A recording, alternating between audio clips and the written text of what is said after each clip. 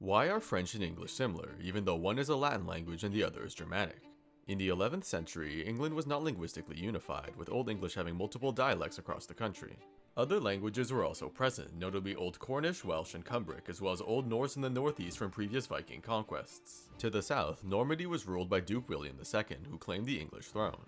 In 1064, Harold Godwinson, an English nobleman, shipwrecked in the country, arriving in the town of Ponthieu.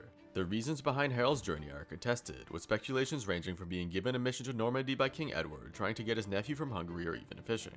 He was captured and handed over to Duke William before being brought to fight for the Normans in Brittany.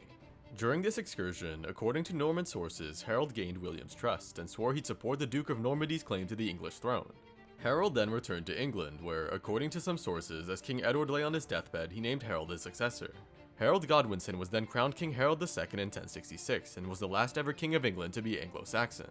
Back in Normandy, William believed Harold had broken his oath, and prepared for the invasion of England. At the same time, Vikings under Harold Hardrada had also claimed the English throne, landing in the north, but were swiftly defeated by Harold II's forces. However, this left the English weak, and in September 1066, William II landed in England, defeating and killing King Harold II in the Battle of Hastings just a few weeks later.